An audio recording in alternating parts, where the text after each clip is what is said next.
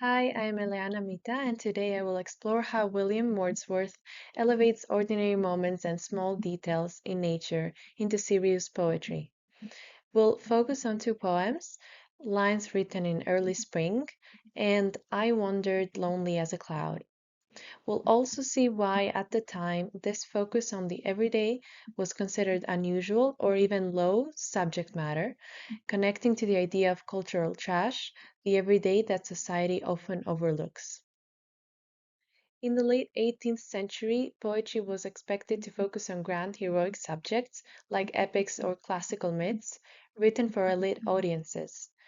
Ordinary rural life was often seen as trivial, and common emotions were not considered worthy of poetry. In other words, the everyday was treated as culturally disposable, what we might think of today as cultural trash. Simple flowers or bird songs or quiet walks were kind of things that literary establishment would have dismissed as beneath the dignity of serious art. However, Wordsworth challenged these older ideas. He believed poetry should focus on ordinary people and everyday life. He used simple language rather than elevated diction, and he showed that even small moments in nature or daily life can carry deep emotional and reflective weight. In short, what society might dismiss as trivial becomes worthy of poetry. He was reclaiming what others threw away and giving a new perspective in poetry. We will now delve into lines written in early spring. This poem, written in 1798, takes place in a quiet grove during early spring. The speaker sits alone under the trees, listening to birds singing and watching plants come to life after winter. There is no dramatic event, no storm, no sunset, no mythical scene, just someone sitting quietly in the woods, noticing the small details around them. On this slide, I have selected four lines from the poem that we can analyze. Those four lines read, I have 1,000 blended notes, while in a grove I sate reclined. How sweet did they agree, forever singing all together. Here the speaker sits quietly, listening to the blended notes of birds and nature. There is no action, no plot, just an ordinary moment. And the phrase 1,000 blended notes captures how multiple bird songs mix together into a harmony. He's reclining in the grove, completely still, just absorbing these sounds. The word sweet tells us this experience brings him pleasure, but it's a gentle, quiet pleasure, not dramatic or overwhelming. Yet Wordsworth elevates it into poetry, showing that even the simplest observation can carry emotional and reflective weight. The sounds of common birds, which the literary elite might have discarded as unworthy of attention, become the subject of serious poetic meditation. He's finding beauty and meaning in something that anyone could experience on any ordinary spring day. Meditating on this poem, after observing nature, Wordsworth turns to reflect on humanity. The line, What man has made of man, contrasts the harmony of the natural world with human behavior. While the birds sing together in perfect harmony and the plants grow peacefully, humans create conflict, suffering, and disorder. This shift is important. Wordsworth isn't just describing a pretty scene. He's using this ordinary moment to think deeply about serious social and moral questions. The natural world becomes a kind of mirror that reflects back what's wrong with human society. Even a quiet and ordinary scene inspires serious thought about society. Therefore, a simple walk in the woods becomes the foundation for moral and social reflection, proving that everyday experiences can lead to profound insights about the human condition. Another work from Wordsworth that we've analyzed is I Wandered Lonely as a Cloud. This poem, written in 1804, describes a quiet walk in the countryside. The speaker is wandering alone, almost aimlessly, when he comes across a field of golden daffodils, moving in the wind. The encounter is completely unexpected. He's not searching for anything special, just walking. And these aren't rare or exotic flowers, just common wildflowers that grow freely by the lakeside, the kind that anyone might pass by without a second thought.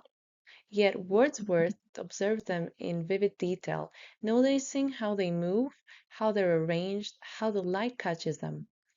And what makes this remarkable is that he's elevating something so accessible and everyday. Wildflowers that cost nothing to see, that require no special journey to find.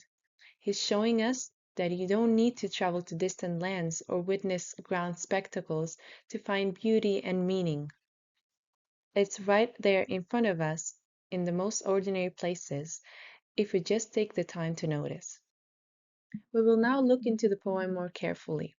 I will read 4 lines I have selected to analyze today.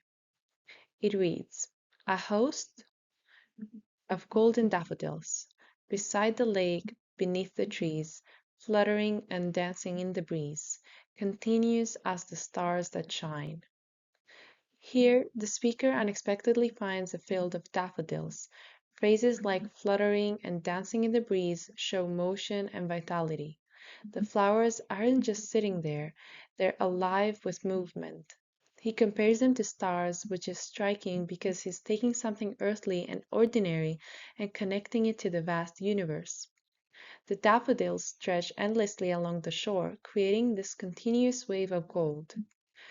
Wordsworth turns this ordinary scene into something joyful and reflective, demonstrating the poetic value of everyday experiences once again.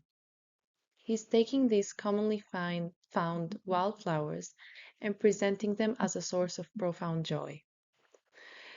The comparison to stars elevates these humble wildflowers to something more celestial, giving them a significance that might have been surprising for the traditional poetry of that time.